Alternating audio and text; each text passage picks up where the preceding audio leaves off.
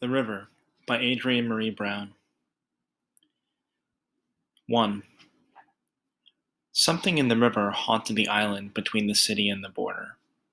She felt it when she was on the waves in the little boat. She didn't say anything, because what could be said? And to whom? But she felt it, and she felt it growing. Made a sort of sense to her that something would grow there. Enough things went in for something to have created itself down there. She was a water woman, had learned to boat as she learned to walk, and felt rooted in the river. She learned from her grandfather, who told her his life lessons on the water. He'd say, "Black people come from a big, spacious place, under a great, big sky. This little country here, we have to fight for any inches we get. But the water has always helped us get free one way or another." Sunny days, she took paying passengers over by the Belle Isle Bridge to see the cars in the water. Mostly, you couldn't see anything, but sometimes you'd catch a glimpse of something shiny, metal, not of the river, something big and swallowed, that had the color of a cherry red of 1964 American-made dream. These days, the river felt like it had back then. A little too swollen, too active, too attentive. Too many days she sat behind the wheel of the little boat, dialing down her apprehension. She felt a restlessness in the weeds and the shadows that held Detroit together. Belle Isle, an overgrown island. Housed the ruins of a zoo, an aquarium, a conservatory, and the old yacht club. Down the way were the abandoned, squatted towers of the Renaissance Center, the tallest ode to economic crisis in the world. She had been born not too far from the river, Chalmers, on the east side. As a child, she played along the riverbanks. She could remember when a black person could only dock a boat at one black-owned harbor. She remembered it because all she'd ever wanted was to be on that river, especially after her grandfather passed. When she was old enough, she'd purchased the little boat, motor awkward on its backside, and named her Bessie, after her mama. Her mama had taught her important things: how to love Detroit, that gardening in their backyard was not a hobby, but a strategy, and to never trust a man for the long haul. Mostly, she'd listen to her mama, and when she'd gone astray, she'd always be able to return to the river. Now she was 43, and the river was freedom. In that boat, she felt liberated all day. She loved to anchor near the Underground Railroad Memorial and imagine runaway slaves standing on the bank, and how good, terrifying but good, that water must have felt. Under the boat, or all over the skin, or frozen under the feet. This was a good river for boating. You wouldn't jump in for any money. No one would. She felt the same way about eating out of the river, but it was a hungry time. That morning she'd watch the fisherman reel in something, slow, like he didn't care at all. What he pulled up, a long, slender fish, had an oily sheen on its scales. She tried to catch his eye with her disgust, offer a side-eye warning to the stranger, but he turned with his catch, headed for the icebox. She was aware of herself as a kind of outsider. She loved this city desperately, and the people in it, but she mostly loved them from her boat. Lately, she wore her overalls, kept her graying hair short and natural, her sentences short. Her routine didn't involve too many humans. When she tried to speak, even small talk, there was so much sadness and grief in her mouth for the city, disappearing before her eyes, that it got hard to breathe. Next time she was out on the water, on a stretch just east of Cheney Park, she watched two babies on the rocks by the river, daring each other to get closer. The mothers were in deep and focused gossip, while also minding a grill that uttered a gorgeous smell over the river waves. The waves were moving aggressive today, and she wanted to yell to the babies or the mamas, but couldn't get the words together. You can't yell just any old thing in Detroit. You have to get it right. Folks remember. As she watched, one baby touched his bare toe in. His trembling, ashy mocha body stretched out into the rippling, nuclear aquamarine green surface. Then, suddenly, he jumped up and backed away from the river, spooked in every limb. He took off running past his friend, all the way to his mama's thighs, which he grabbed and buried himself in, babbling incoherent confessions to her flesh. The mother didn't skip a beat or a word, just brushed him aside, ignoring his warning. She didn't judge that mama, though. Times were beyond tough in Detroit. A moment to pause, to vent, to sit by the river and just talk, that was a rare and precious thing.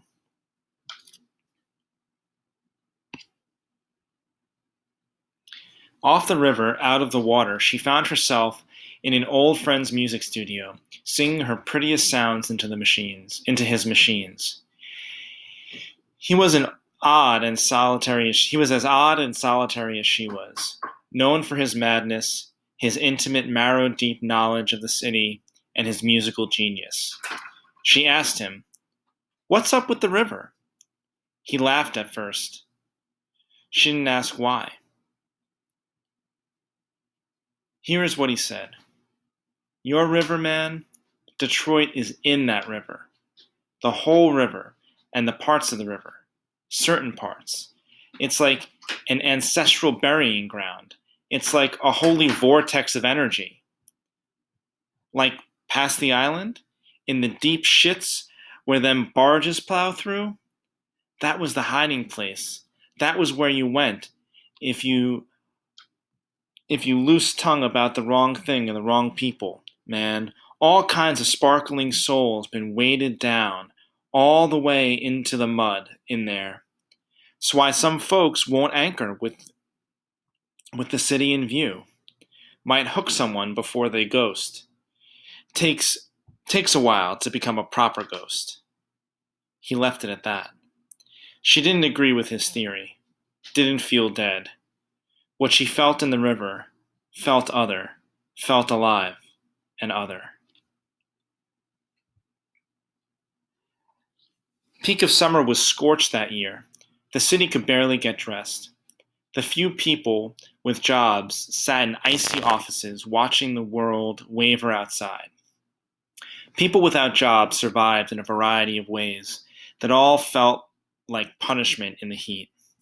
Seemed like every morning there'd be bodies, folks who'd lost Darwinian struggles during the sweaty night, bodies by the only overnight shelter, bodies in the fake downtown gardens sponsored by Coca-Cola, bodies in potholes on streets strung with Christmas lights because the broke city turned off the streetlights. Late one Sunday afternoon, after 3 weddings took place on the island, she heard a message come over the river radio. 4 pale bodies found floating in the surrounding river. On the far side. She tracked the story throughout the day. Upon being dragged out of the water and onto the soil by gloved official hands, it was clear that the bodies of 2 adults and 2 teenagers were recently dead, hardly bloated, each one bruised, as if they'd been in a massive struggle before the toxic river filled their lungs. They were from Pennsylvania. On Monday, she motored past the spot she'd heard the Coast Guard going on about over the radio. The water was moving about itself, swirling without reason. She shook her head, knowing truths that couldn't be spoken aloud were getting out of hand. She tried for years to keep an open heart to the new folks, most of them white. The city needed people to live in it, and job creation, right? And some of these new folks seemed to really care. But it could harden her heart a little each day to see people showing up all the time with jobs or making new work for themselves and their friends, while folks born and raised here couldn't make a living, couldn't get investors for business. She heard entrepreneurs on the news speak of Detroit as the exciting new blank canvas. She wondered if the new folks couldn't see all the people there, the signs everywhere that there was history, and there was people still living all over that canvas. The next tragedy came Tuesday, when a passel of new local hipsters were out at the island's unsecret swimming spot on an inner waterway of Belle Isle. This tragedy didn't start with screams, but that was the first thing she heard, a wild cacophony of screaming through the thick reeds. By the time she doubled back to the silver entrance of the waterway and made it to the place of the screaming sounds, there was just a whimper. Just one whimpering white kid on an island patrol staring into the water. She called out, "What happened?" The patrol, a white kid himself, looked up, terrified and incredulous and trying to be in control. "Well, some kids were swimming out here. Now they're missing. And this one says a wave ate them." The kid turned away from the river briefly to look up at the patrol, slack-mouthed and betrayed. Then the damp, confused face turned to her and pointed at the water. It took them. She looked over the side of the boat then, down into the shallows and seaweed. The water weeds moved innocently enough, but there were telltale signs of guilt. A mangled pair of aviator glasses, 3 strips of natty red board shorts, the back half of a navy-striped Tom's shoe, a tangle of bikini, and an unlikely pile of clean new bones of various lengths and origins. She gathered these troubled spoils with her net, clamping her mouth down against the lie. "I told you so." 'Cause who had she told? And even now, as more kinds of police and Coast Guard showed up, what was there to say? Something impossible was happening. She felt bad for these hipsters. She knew some of their kind from her favorite bars in the city and had never had a bad experience with any of them. She had taken boatloads of them on her river tours over the years. It wasn't their fault there were so many of them. Hipsters and entrepreneurs were complicated locusts. They ate up everything in sight, but they meant well. They should have shut down the island then, but these island bodies were only a small percentage of the bodies of summer. Most of them stabbed, shot, strangled, stomped, starved.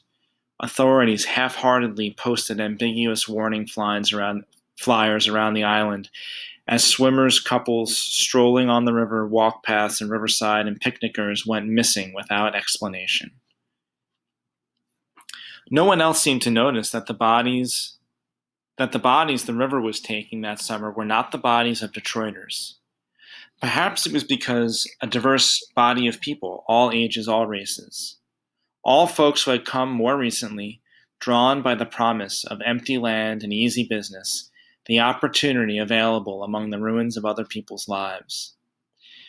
She wasn't much on politics, but she hated the shifts in the city, the way it was fading as it filled with people who didn't know how to see it.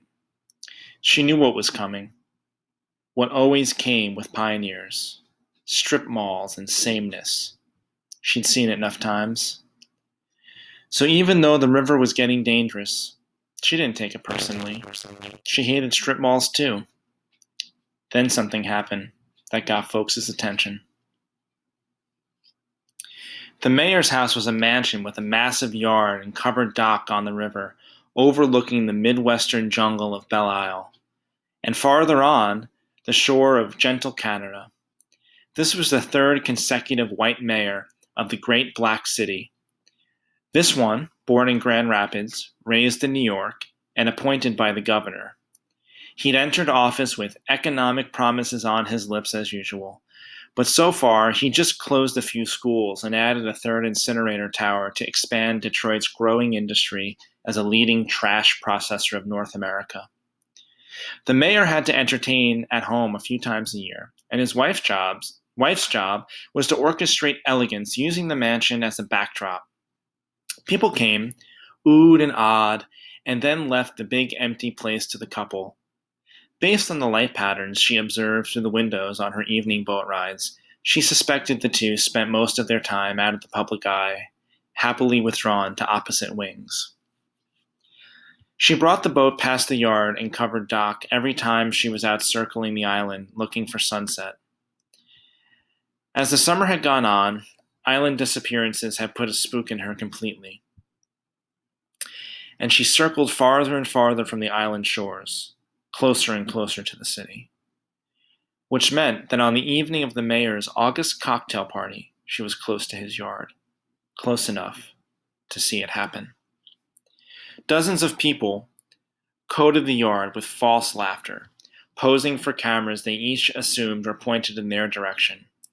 Members of the press were there, marking themselves with cameras and tablets and smartphones, with the air of journalists covering something relevant. The mayor was aiming for dapper, a rose in his lapel. As she drifted through the water, leaving no wake, the waves started to swell erratically. In just a few moments, the water began thrashing wildly, bucking her. It deluged the front of her little boat as she tried to find an angle to cut through. Looking around, she saw no clear source of disruption, just a single line of waves moving out from the island behind her, clear as a moonbeam on a midnight sea. She doubled the boat around until she was out of the waves, marveling at how the water could be smooth just 20 feet east. She looked back and saw that the waves continued to rise and roll, smacking against the wall that lined the mayor's yard. The guests, oblivious to the phenomenon, shouted stories at each other and Heimlich maneuver belly laughter over the sound of an elevator jazz ensemble. Again, she felt the urge to warn them, and again, she couldn't think of what to say. Could anyone else even see the clean line of rising waves? Maybe all this time alone on the boat was warping her mind. As she turned to move along with her boat, feeling the quiet edge of sanity, the elevator music stopped, and she heard the thumping of a microphone being tested. There he was, slick, flushed, wide and smiling. He stood on a little platform with his back to the river. His guests and their champagne flutes all turned toward him. The media elbowed each other half-heartedly, trying to manifest an interesting shot. That's when it happened. The first thing was a shudder. Just a bit bigger than the quake of summer of 2010, which had shut down work on both sides of the river. And then one solitary, massive wave, a sickly, bright green whip up out of the blue river, headed towards the mayor's back. Words were coming out her mouth, incredulous screams twisted with a certain glee. The island's coming! The river is going to eat you all carpetbaggers right up! When she heard what she was saying, she slapped her hand over her mouth, ashamed, but no one would even look in her direction.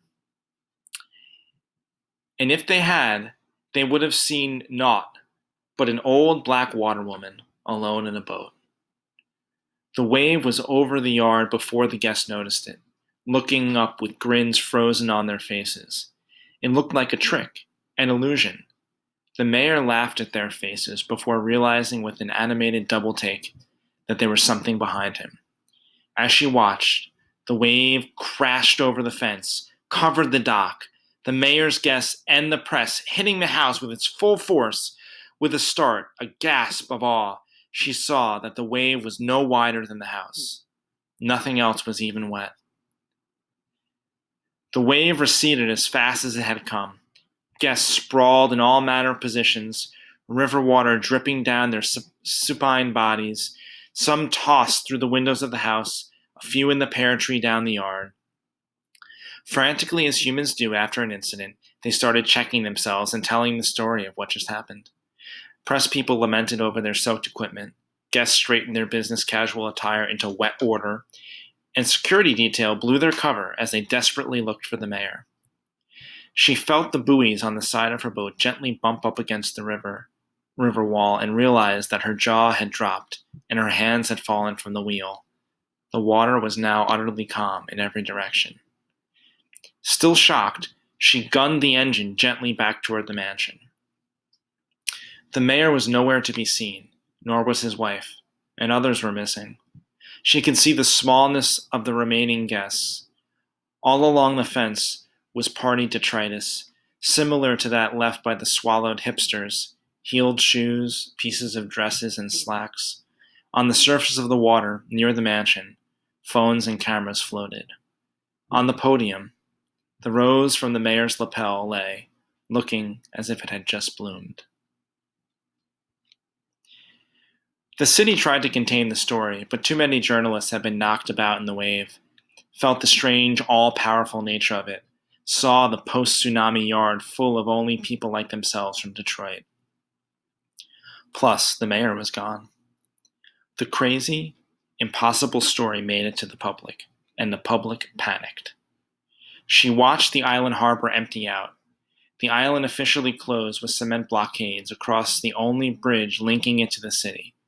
The newly sworn-in mayor was a local who had been involved in local gardening work, one of the only people willing to step up into the role. He said this was an opportunity, wrapped in a crisis, to take the city back. She felt the population of the city diminish as investors and pioneers packed up looking for fertile new ground.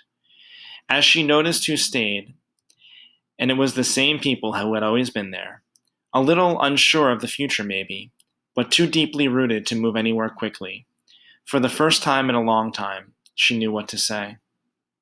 It never did touch us, you know. Maybe it's a funny way to do it, but maybe it's a good thing. We got our city back. And folks listened, shaking their heads as they tried to understand, while all their mouths agreed. It ain't how I'd have done it, but the thing is done. She still went out in her boat looking over the edges near the island, searching inside the river, which was her most constant companion, for some clue, some explanation. And every now and then, squinting against the sun's reflection, she'd see through blue something swallowed, caught, held down, so the city could survive. Something that never died. Something alive.